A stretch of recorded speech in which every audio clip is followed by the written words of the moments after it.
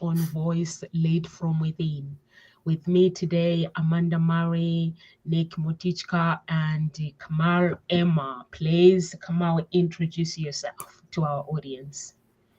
Thank you very much, Namsa, and welcome to all our viewers wherever you hail from. My name is Kamal Ema. I am a NLP trainer and master practitioner, and I'm also a specialist in life purpose.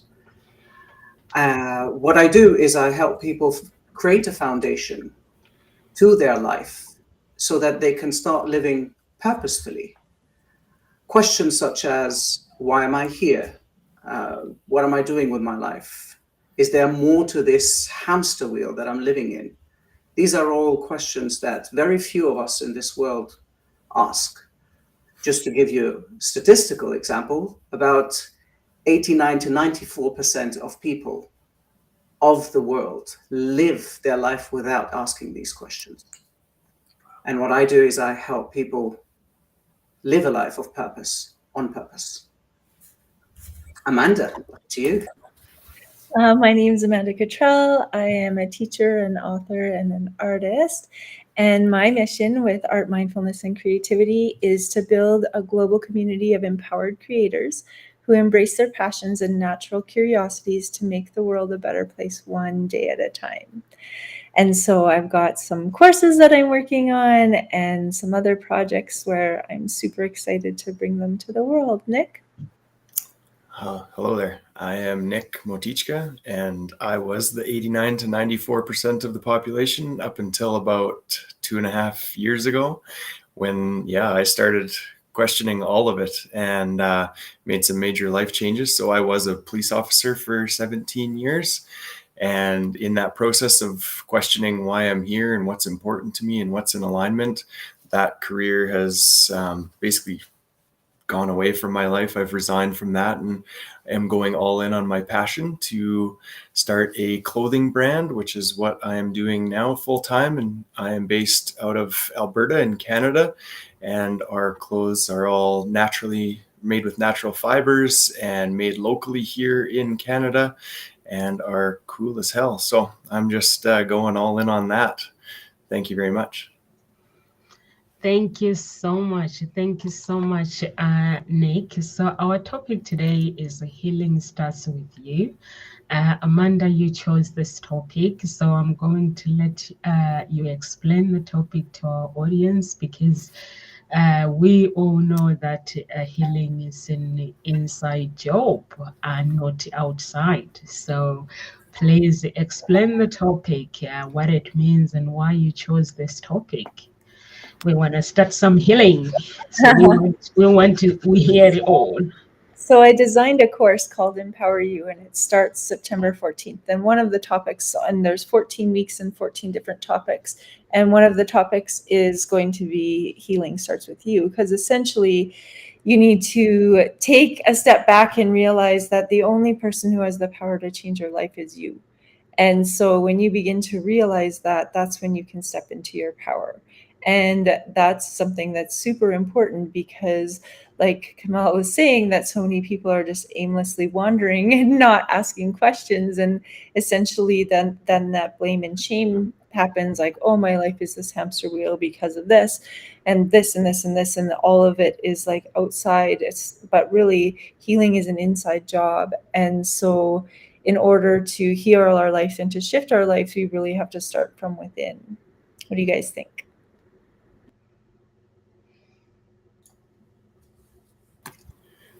So I'll jump in. So for me, that's very true. So I was kind of just bumbling through my life up until more recently.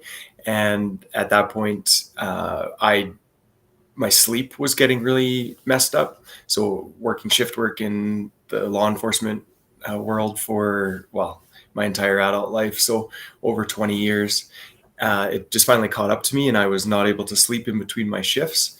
And so my healing started with choosing myself and my own health over that societal push to just, you just show up, like you just suck it up and show up at your job and do what you have to do. And that's it. and that just wasn't good enough for me anymore. And I was feeling it was just getting worse and worse as time went on. And so I chose to speak up for myself, and that got my hours restricted at work, which then led to a new position at work, which led to my breakthrough at work, which was a breakdown, but I'm calling a breakthrough because it 100% was a breakthrough for me, which then led me to actually healing and I was diagnosed with PTSD, and I was able to just more recently successfully process those traumas that I had collected through my enforcement career and that were affecting me in my day-to-day life. And I was able to move past those, and then move past that career and into something of my own, and that I'm passionate about. So absolutely, Amanda. Yeah, it definitely starts with you, and it's been proven to me many times over the past couple of years on my journey, for sure. Over to you guys. And it makes sense, right? Like, Amanda, it's a beautiful course that you've set up with that healing, because yes, healing starts from within. It doesn't start anywhere else. If I remember well, Rumi has a quote on self-healing. Don't get lost in your pain. Know that one day your pain will become your cure. And that is in everything. You, Nick, for instance, you found pain through that work. You started to feel it physically. These mental struggles that we have, they express themselves physiologically in our stress, in our anxiety, in pains in muscles, all over. The energy around us, how we treat people, and how we treat ourselves. So definitely a wonderful subject to discuss, and lots of things to uncover here as well. And of course, I'm gonna throw it back into my play yard. It is part of purpose.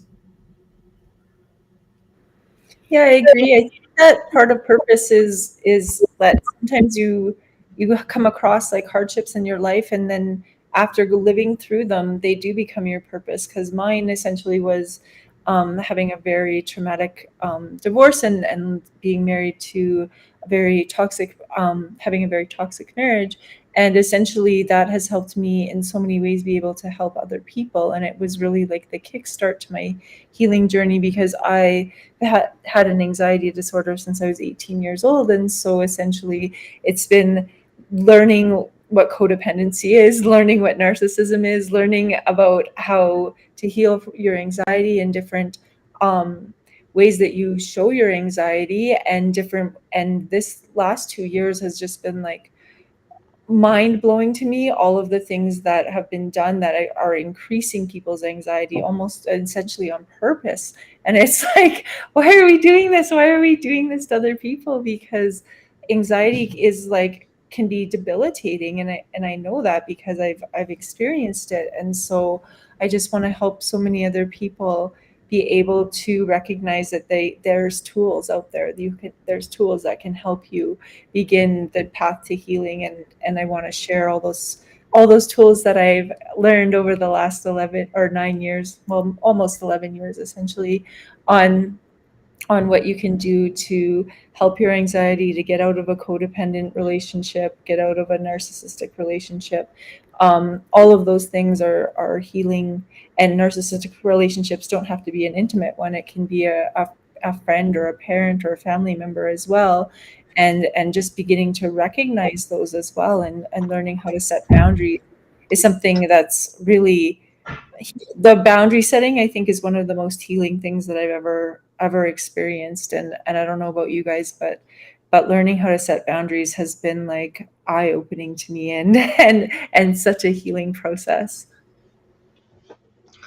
Yeah, you have to have boundaries in your life, because if you don't set boundaries, people will enter your life and take advantage of you. So they need to know, when they enter your life, they need to know how you want to be treated, and you need to basically communicate your want and communicate your needs. Even if you're going through pain, it doesn't mean that you can't get out of that pain. You can get out of that pain by basically, first you have to recognize the pain. You have to recognize the roots. Where did that pain come from? Even if it's depression or anxiety, is it like a genetic thing, or is it something that basically started? Some people, they have it because they go to school, or they're being treated by teachers, the way they speak to them, or being bullied, or sometimes it starts at home. Like a divorce, when you go through divorce, Amanda, the children gets affected, or you get affected as well. So you have to know the roots of your pain, and once you know where the pain came from, then you can deal with it. But dealing with it not by not feeling sorry for yourself. So if you feel sorry for yourself, if there is blame, it will be really hard to basically to go through healing properly. You have to take responsibilities for your pain and not let the people that have caused pain continue causing pain, because there are some people, they go through whatever challenges in life and those people move away and they still let them control their lives. Healing, basically, it means letting go of something that does no longer serve you, letting go of that abuse, the person who entered your life and took advantage of you. It could be sexual abuse, it could be relationship, emotionally, physically, so many things. Some people, basically, they go through healing because people enter the finances, they take advantage with your life finances, or at work, Nick, you were working, you are basically the other example where you lose your voice, and then when you lose your voice, you don't speak up, then you adopt another identity, and that identity is basically pain and frustration because it's not yours. The real you is crying inside. So I agree with you guys when you say basically how you show up basically is the critical component of how you are able to find that healing. And is it easy to find healing? First, you have to come to a acceptance of what is going on. Once you realize what is going on and accept it, and that means you're ready to actually let it go and break away from that pain. And acceptance, it means that I'm no longer letting people that hurt me take control of my life. I'm no longer letting the situation and the places that I visited, the memories of that event, take control of my life. I'm willing to let it go of what's no longer serving me. Over to you. I'm going to speak forever. Over to you guys.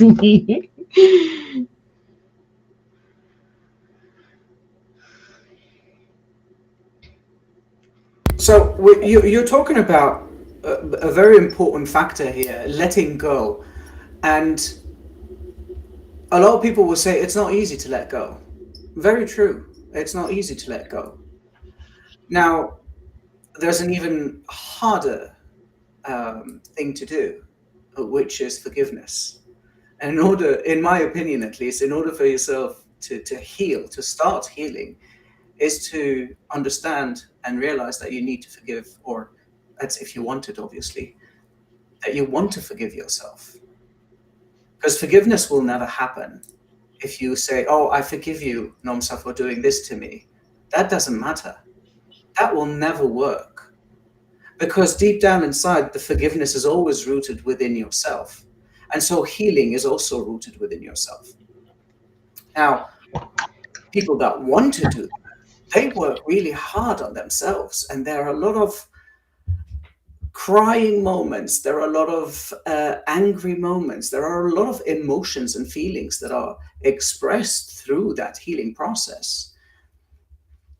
I'll come back to something that you mentioned, Amanda. You said the hardships in life, and I want to disagree with you because strongly, I don't believe there are hardships in life.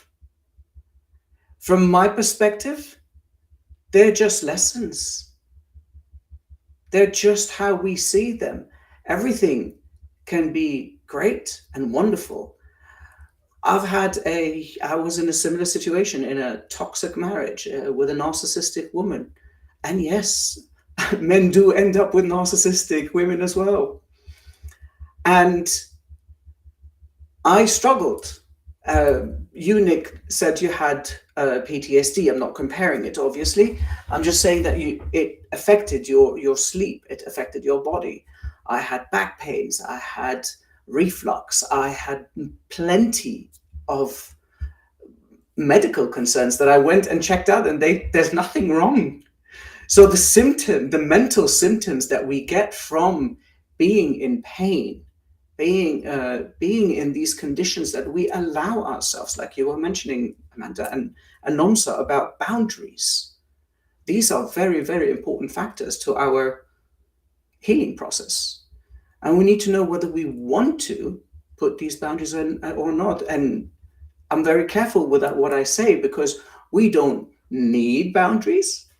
It's only if you want to have them that you will have them. You can have loose boundaries with people. You could also have very strong boundaries. Again, this is my neurolinguistic talking because of the words that we use. But Nick, what do you say? Yeah, this rings true for me in my journey for sure, is how that stress and those tensions and everything that I wasn't dealing with and hadn't processed was manifesting in a physical form. I'd be driving to work and there'd be nothing externally that was outside of the norm, but my jaws would just be like just tense, and I ignored that for years. And it's just, it's my body trying to tell me that I'm going into work, into a situation that is not good for me, and it's not in alignment. And it's amazing how we can ignore all these signs that our body is trying to speak to us, and we're able to just push through. And I think Kamel, that's the 89 to 94% again, for sure, is those people. And I was firmly in that number. And then once your body has told you in no uncertain terms that something needs to change, then obviously it's up to you what that looks like. But for me, I was able to ignore those for a long, long time. So for me, again, with PTSD, so anytime I'd be reminded of one of those traumatic incidents that I'd been a part of throughout my career, I'd be like, nope, not today, sir, and just push it back down. And then that would be good enough for the time being.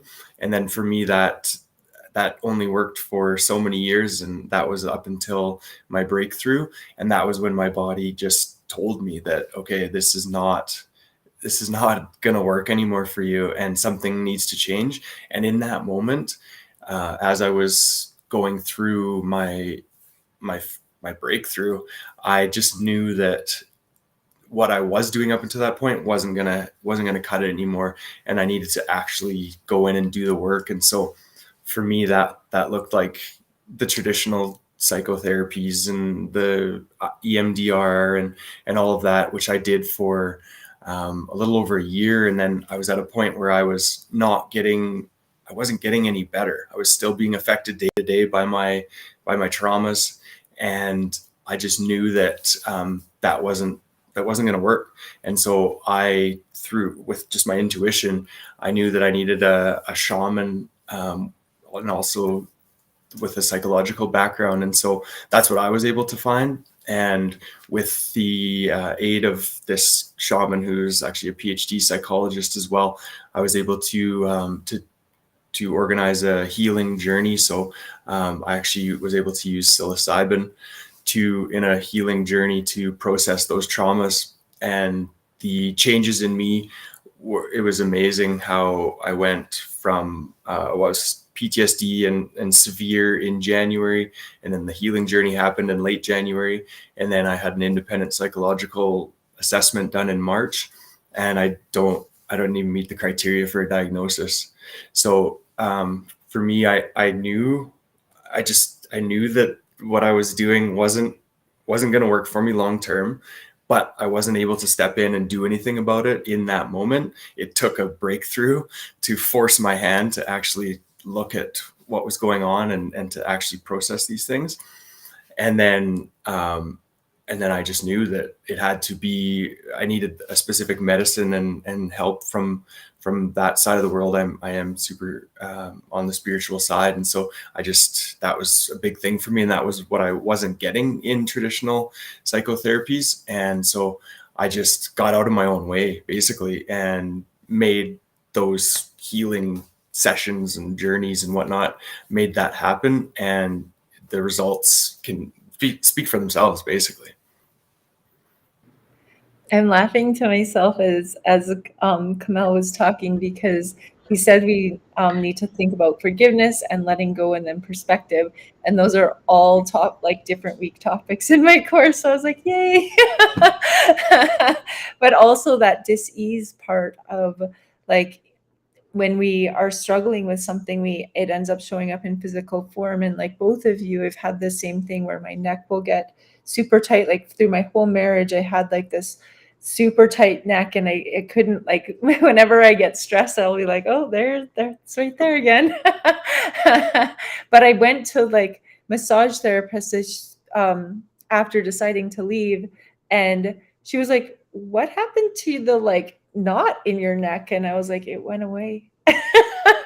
Because she would like massage me like every single time and be like, I don't know anyone who has a neck that's like as tight and sore and awful as yours. And then as soon as I decided to make that change in my life, that physical stress disappeared. And whenever there's like conflict that with that person, it like escalates again, and it's like, holy. So I know like physically, and then also with anxiety, I can feel it in my chest.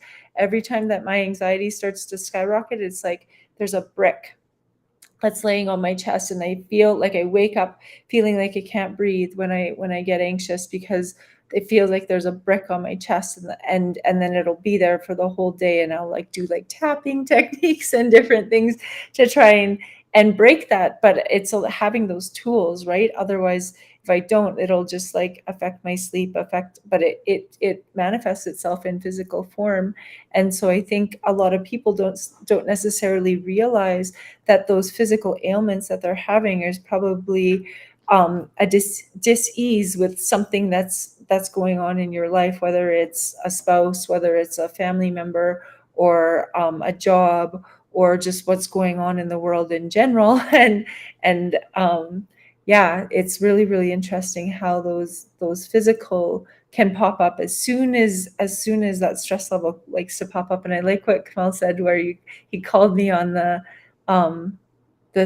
things, the struggles in your life. And I always say with my struggles in my life is what can I learn from this? And so anything that is causing you struggle and trauma, is if you can shift that perspective to what can I learn from this, then you can step into your power, because you're no longer the victim of that situation. Yes, forgiveness. And if anyone is watching right now and they will be saying, you guys are talking about forgiveness. And I know, Kamel, you mentioned that forgiveness is the hardest thing to do. So if anyone, because you guys have gone through the healing, you've gone through the challenges in life, and seeing your life being transformed into this beautiful thing, how did you find that courage to actually forgive?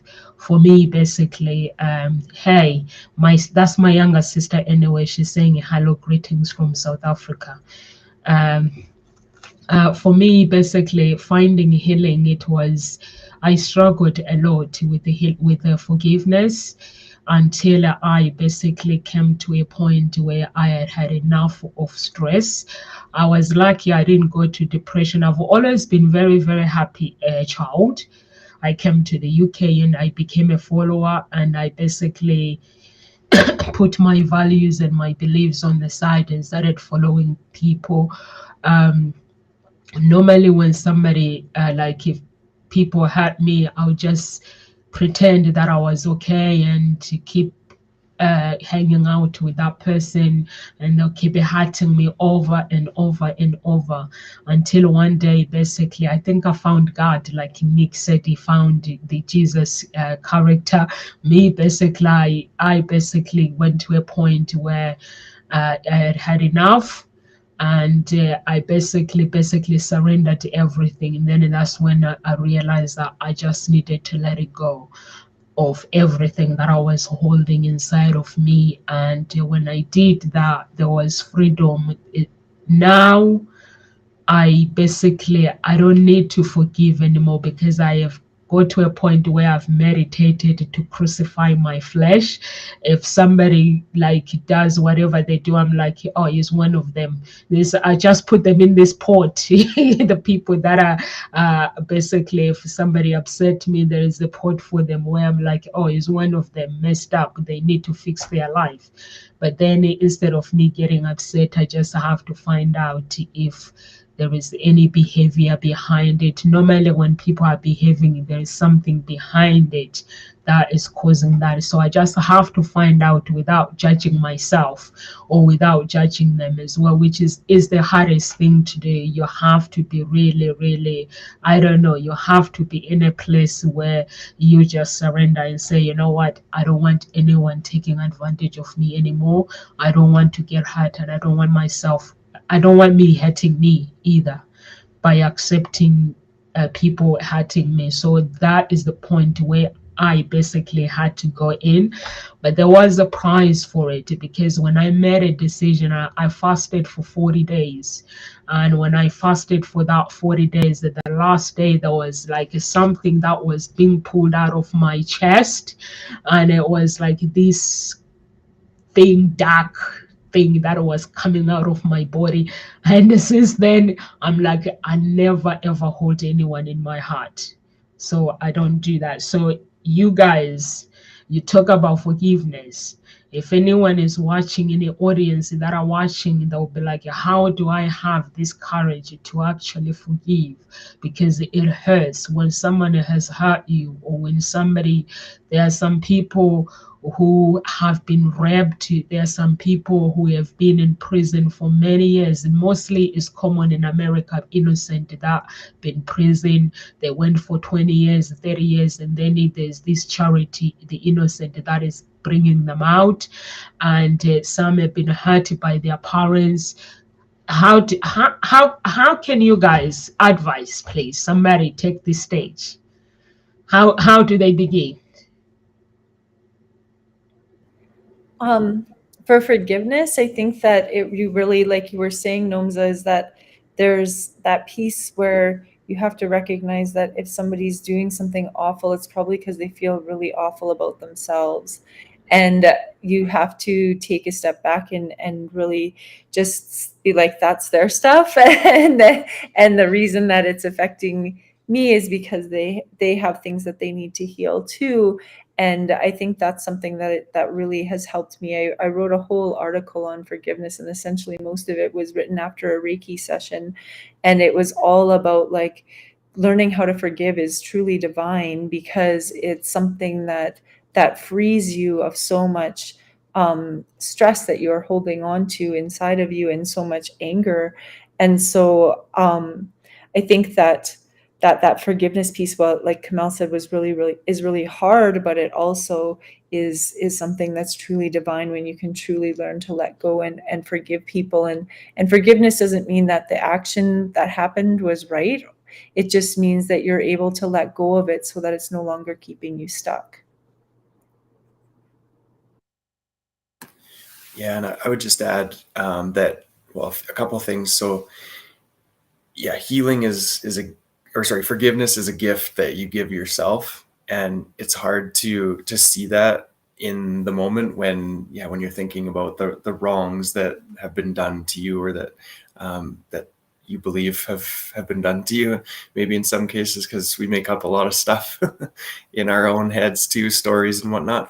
But so just remembering that, and then just having compassion, or trying to have compassion for people in their own journey and in their own circumstances. because we're all just doing what we think is going to lead to the best results in our own life, and us judging other people or thinking that what they're doing is wrong and what we're doing is right is not going to lead to any healing either, right? Is that having that a little bit of compassion for them. And for me, along my journey, I mean, I've seen some pretty horrendous things that people can do to each other, and it always comes back to this one thing, and it's hurt people. And Amanda, you mentioned it there, and it's so true. And so just trying to have that awareness that these people that have hurt you, they have their own journey and struggles, and there is probably a reason if you go deep enough. I mean, you don't have to know that in the moment, but just to have that just in the back of your head that that people have their own journeys for sure, and it's not all about us. I like that. It's not really about us. That's true. And I don't want to misquote, but I think I read it somewhere that not forgiving someone is like pouring poison to that person and drinking it yourself, right? So you're poisoning your own soul, your body, your mental state. And if we break down forgiveness, you're not forgiving somebody because you're angry at them, you're resentful, they hurt you physically, mentally, they did something that offended you perhaps, or said something offensive. And you see, that's where you are holding a grudge, and that grudge is unnecessary. Coming back to what Nick and Amanda are saying, they were like, why are you judging them? It's their behavior. And so I was talking about that. When people behave in these ways unintentionally most of the time, their intentions in essence are, if I can say that, good. However, they don't know how to express it, to emote them correctly. And it's the same thing. Why would you get angry? There's an expression that I use that I've come up with it, I guess, when I deliver trainings to the new employees, and I say it very clearly. It's funny, but it's also very true. I say, if you get offended, that's your problem. I'm going to say what I'm going to say. If you carry it, it's your issue. It's not mine. Even if I say something nasty, it's your problem, whether you hold it or not mine. You can tell me anything you want to. Very rarely will I be offended, because I know it comes from a place where you believe something, like Nick was saying. This is something that you hold dear, for instance. How can I be a judge of that? It's your opinion. But nowadays, people are not allowed to have opinions anymore, right? We fight with each other because, no, you're wrong. Well, it's my opinion. I can't be wrong. It's my opinion. So to start forgiving is realizing that we are all on this earth together, and we all do our best with the knowledge we have at that specific moment. We cannot know any better. So that's my tip for forgiving and starting to forgive. Starting to forgive yourself is more important. Forgiving yourself for not knowing how to answer to a rude comment. Forgive yourself for getting offended at something, at a joke. Forgiving yourself for allowing yourself to be in a situation where you were helpless just because you didn't know, or you couldn't help yourself at that stage. And once that happens, then you'll be able to tell the person in their face, no matter who they are, with a smile, full-heartedly, it's okay, I forgive you. I've got nothing against you. And that's what I can tell you about forgiveness. And that really goes back to that subject of healing, Amanda. So I don't know, what do you say?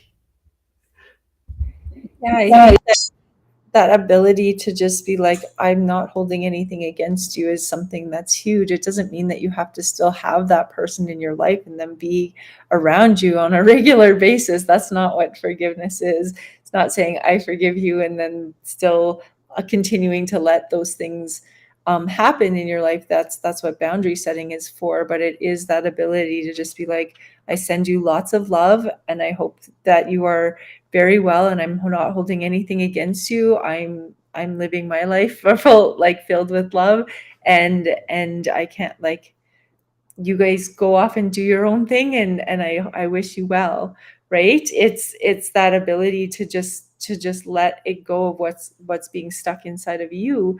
And it doesn't even mean that you have to necessarily say I forgive you to that person to their face. You can just like spiritually say I forgive you and let it go, and like cut those trauma those like aesthetic or esoteric, I think it is, cords. I can't remember the right term for it, but there's Yeah, different, it's the codes. It's the codes. yeah, the cords that you can cut from that connects you to them spiritually, and that will like be super healing and releasing as well. So I think that so much of forgiveness, we think that it's about the other person, but it's not. It's about you, and it's about learning how to heal. Because like Nick said, I always tell my daughter that hurt people. I like, that's something I always say when she's struggling with something with friends or whatever. And I said, this is what we have to come back to, is that if they're acting a certain way, it's probably because they're already hurt. And that's what I try to teach my students in the classroom as well, that we don't know how everybody's coming into school each day. They may have got, so if they like shove you in the hallway or bump into you or something, it could be because they just got into the biggest fight of their life with their parents, or they had a scrap with their sibling on the way to school, or a family member or a pet just died. Like, you don't know what's going on in somebody's life. So if somebody's behaving badly, it's probably because they're hurting. And we just need to do our best to like step away and not let it affect us, but also like stand up and set boundaries with them at the same time. But just that realization for kids to recognize that if somebody's in a really bad mood and grumpy, it probably has nothing to do with you. It has something to do with everything else that's going on in their life. And so we sometimes, like at the start of the week, I always connect with the students and say, like, how was your weekend? And I take note of who says pass, who said something positive about their weekend, who had nothing to say. And then too, if somebody shares something that was kind of traumatic, I always say to the kids, like, okay, we need to have a little bit extra compassion for this student today or this week, because they're coming from, like, my pet just died this week. So if they end up a little bit teary, or if they're angry about something, it's probably because they're still struggling with this thing that happened on the weekend. And so we just need to show a little bit extra compassion. And that's something that like really helps the kids. When you have like 25 children in a room for 10 months, like not all of those characters get along, right? And so just having that check-in at the beginning of the week and check-in at the end of the week really seems to help. And then also, if there's a need for it, I'll do a check-in, like just drop everything that I have planned and do a check-in with them any day.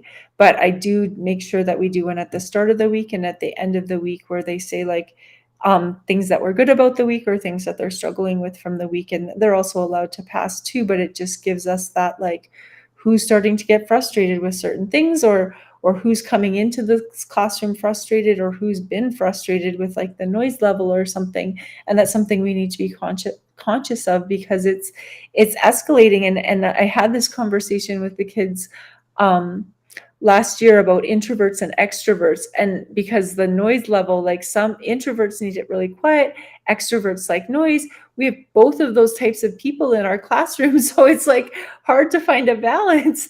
And that kids were like, oh, I never thought of it that way. And once I taught them about introverts and extroverts, like they really had a better understanding of themselves, and then more compassion for the other people in the classroom too, which was huge.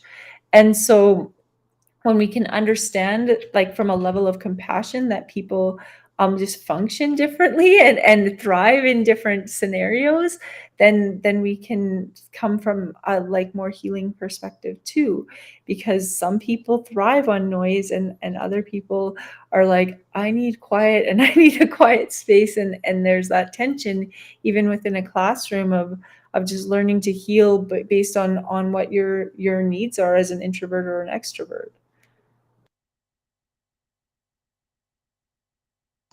Yeah, I actually I agree with Kamal when you are saying it is actually sounds like a torture that unforgiveness is like drinking a poison and then and that poison affecting you. So it's like the person who does not want to forgive. So I think it's very painful when you are saying it. I'm like, okay. Yeah, so that's why they say unforgiveness is cancer. And also Amanda, you spoke about cutting the codes. Yeah, you have to actually physically pretend to be cutting the codes, and not pretend, real, basically cutting the codes, and saying it out loud and mean it as well, if you want to be able to move forward with your life. Because if you hold on to these things that don't serve you anymore, and we live in a world that is beautiful. We live in a world that is dark. There is darkness, there is light. So you have to decide which party you want to choose. And we were doing training yesterday. I did training yesterday all day before yesterday, and there's no break. I was hoping that I'm gonna take a half an hour break. So basically there was no break. So with Shanda, and she goes, if you want to learn something, you go get the food and sit in front of the camera and learn. When you get tired, get up and dance and shake your body and sit down and listen, because we make in general, basically, we can be who we want to be by willing to learn the skills, but we make excuses.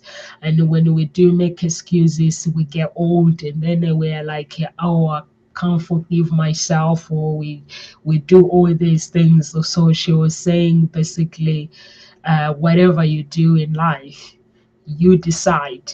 You have to stop making excuses. So when you make excuses about your parents that have hurt you, or somebody that has hurt you, you get a chance, you have a chance to get out of that situation. So it is the process of healing that you have to decide where you want to stay. If you want to stay in the darkness, you can stay in darkness. If you want to stay in the light, you can get yourself out of that pain and stay in the light. You need to meditate.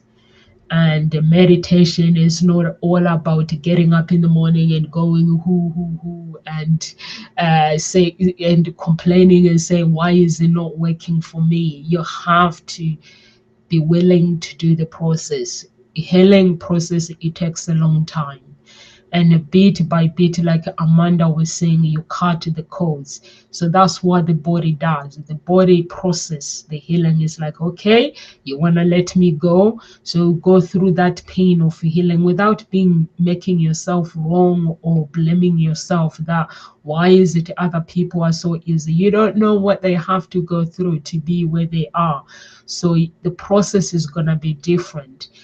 For me, basically, I am who I am because I'm not afraid to get a stick and hit the books. And when I'm in pain, I hit the books. I do all sorts of things until the pain goes away. So you have to be somebody that understands the process of your body and the process of your situation and what went on in the roots of that problem, and be able to heal and also seek help. We have Ethical talk shows, we have different people from all walks of life. They're all going through healing. They've gone different pains, but we are united in one voice where we have managed to lead from within. We have managed to find our own voice. So you have to be somebody that is willing to find your own voice. And there was another thing that Shanda was saying, that sometimes you create your stuff is new, and you put it out there on social media and somebody copies you. And then instead of carrying it on, and you'll be feeling sorry for yourself and say, they've copied my work. And she was like, get over it. If somebody copies your work, get over it. Continue doing what you do best. You don't stop. You just have to keep going. So it's all part of life. We do the beauty. We're doing Nkosi talk shows today, and somebody might decide to do somebody's talk shows and do exactly what we do. All we got to do, we just have to basically tell ourselves that we are unique with what we do.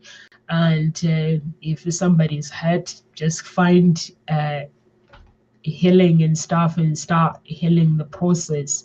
You can meditate, you can go through prayer. Anyone who has anything that they suggest that can help through healing. For me, basically, I use prayer for healing. I use meditation. And if I have to put God on that chair to find out why am I going through depression, and ask if there is anything that has contributed for me to feel the way I'm feeling. I ask for forgiveness. Like Kamal was saying, is the hardest thing. And the other thing that is hard is to acknowledge your flaws. And I ask God and say, please forgive me if there is anything, any way that I have contributed to me feeling this way and feeling depressed and feeling low. And then that will be then I realize maybe it could be I'm not being grateful for my life. So if I'm not being grateful, that's when I'm gonna have to realize actually the life that I have is important, is unique. I need to accept it, and I need to be grateful for it, because someone else is being told they are dying, or I have a note on my computer that tells me how many people are dying every single day around the world. So when I'm feeling like low, I have to look at that note and say, you know what, I am very, very lucky. And then it brings the smile to me, and I have to be grateful to God that I am alive, and forgive whatever needs forgiveness and move on from it. Like Amanda was saying, forgiveness, it doesn't mean you forget what's been done. It means you acknowledge it, you're letting it go, and you know that you're going to set boundaries without fear or without being like weary and say, oh, I can't hang out with this one, she's going to hurt me. Or for me, basically, I let those who hurt me, they come back. But they come back with boundaries. They come back with me telling them that bonkersness is not allowed in my life. If you're going to be bonkers, if you're going to take advantage of my life, these are my principles. If you don't agree with them, you can go. But love, I'm willing to share love with you. I'm willing to share unconditional love with anyone that comes my way. But I'm not willing to put up with the pain, and I'm not willing for somebody to take advantage of me. Even friends, family, they need to know the principles in your life. Over to you guys. Just touch on the cord cutting, I guess, process there that Amanda mentioned. And that's something that I do in meditation, actually, is consciously call back all of my energy and just focus on that, just mentally picturing that. And it's been really good for me, actually. And then just by cutting those cords, to me, that is healing. And so you're calling back your energy, you're letting wherever it's going, or the things you're focusing on and all of that, just bring it back to yourself. And for me, that's been really important. And then the second part of that is not just calling it back and keep in those same loops of trauma, let's say. So for me, I'm talking about trauma. So anytime I'd be reminded of a traumatic event or anything like that, I'd have to think about it, right? And then just push it down, which it still has power over you at that point. When you're having to push it down and ignore it, you're not doing anything but delaying the inevitable. And so for me, actually going in and now processing those, and so they're not something you just keep pushing down, something that you've actually went to and dealt with in an effective way, whatever that looks like for you, has been huge for me. So just wanted to mention that.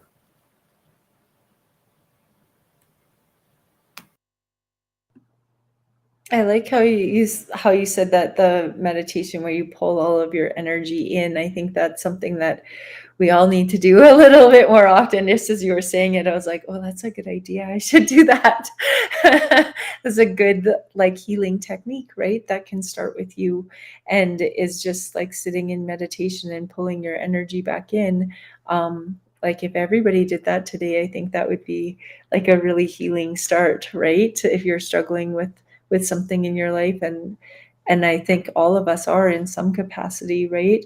There's definitely something that we're all working on and that we're learning from, and so then that's a technique that you could use to really just start your day off right, or to end it maybe in the correct ways, to just pull that all back in and meditate on that for a few minutes. And meditation has really huge healing powers. And I know for myself, I need to do it more.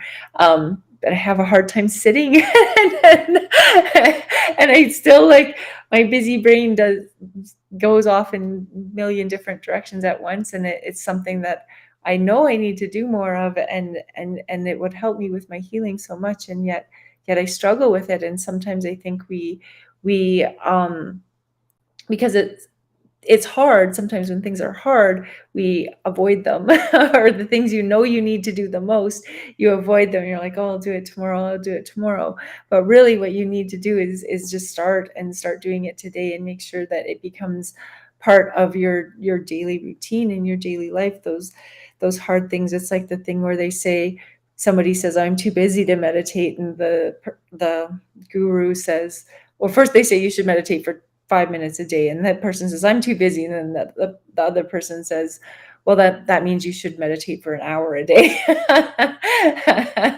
And it's so interesting because it's true. Because we really need to like bring that energy back to ourselves. And so, yeah, I think that's a really good healing step. And if you are watching this and you're thinking, where should I start? Think about that thing that you're maybe avoiding a little bit, because that's probably where you should start.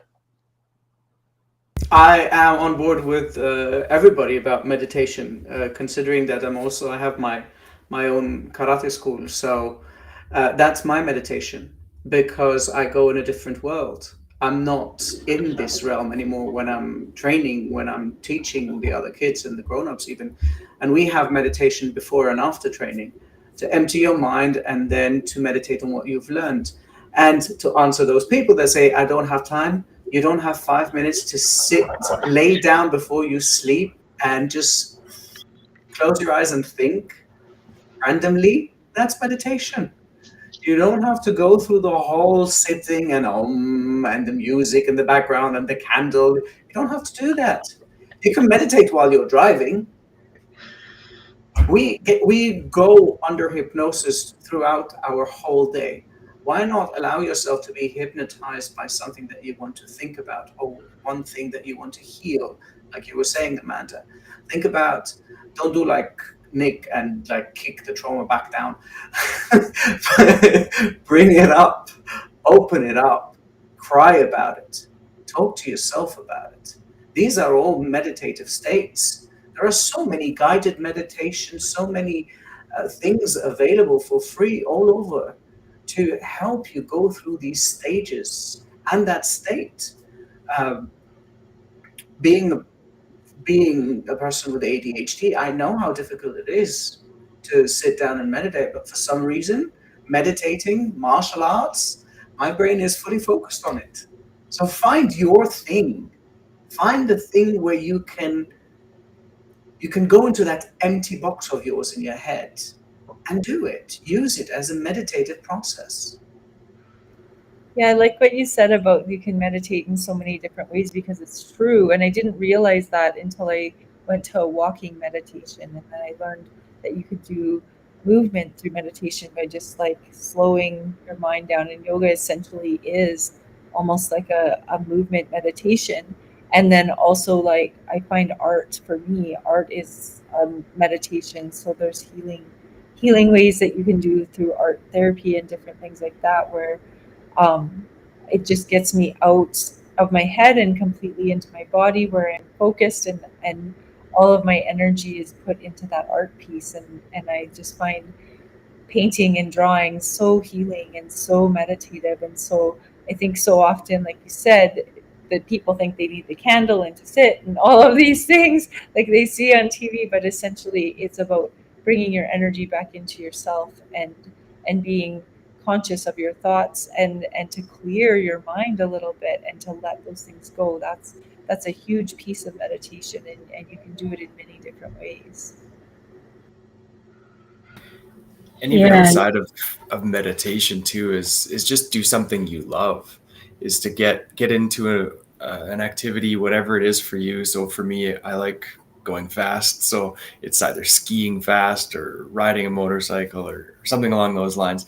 And in those moments where, yeah, your skill level meets a challenging activity, you don't have a choice, but your brain only has so much bandwidth, right?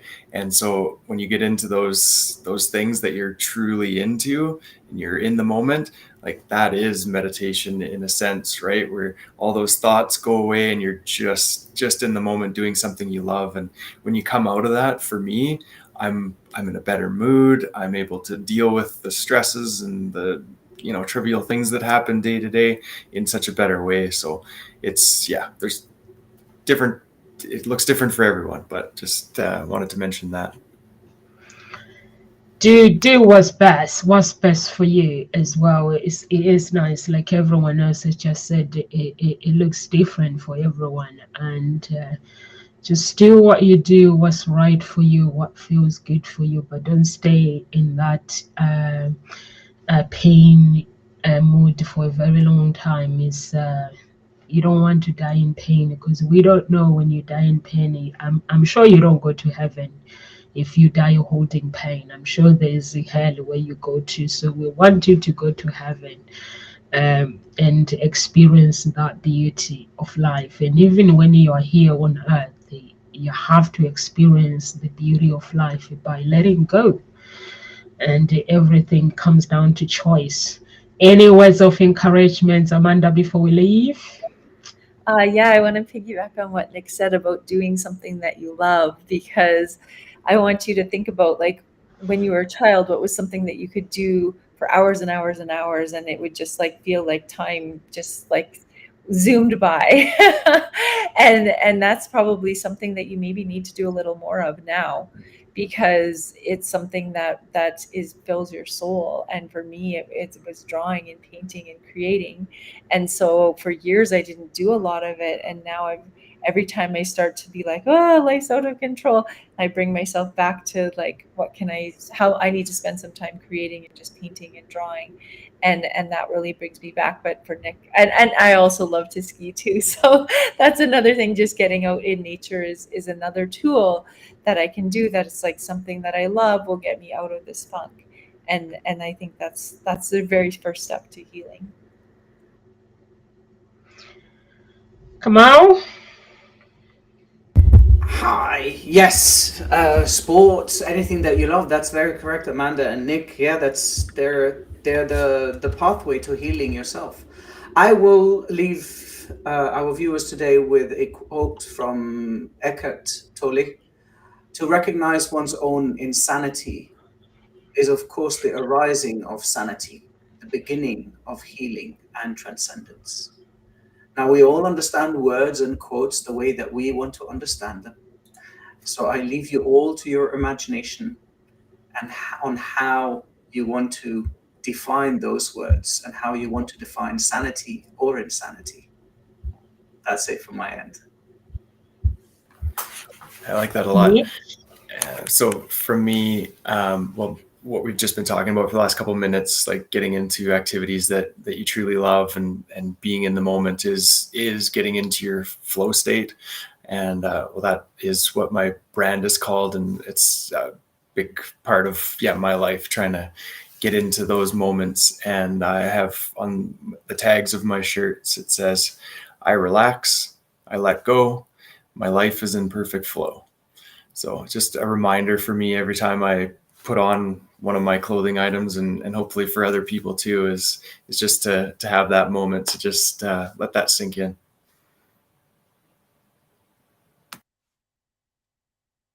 So much. Thank you so much, Nick. For me, basically, it's like have the courage to do you good and heal yourself within. And basically, when you step outside, make sure that you're stepping in this beautiful inner beautiful flower that was created to save, to have a purpose on earth, not to just say I'm not enough, I'm this, or think about problems. Just have the courage to do meditation your way. You have the courage to pray, have the courage to basically do the things that you love to do and let go of those things that don't serve you anymore. And we are here at Ngozi Talk Shows Monday to Friday, 1 p.m. UK time. And if you want to contact any of our coaches, please do. Their job, basically, they've gone through all these challenges, they've gone through all this pain, and they know they've learned how to break the chains, they've learned how to let go. They're not just speaking it, they are living it. So please get in touch and live with grace, everyone, and God bless.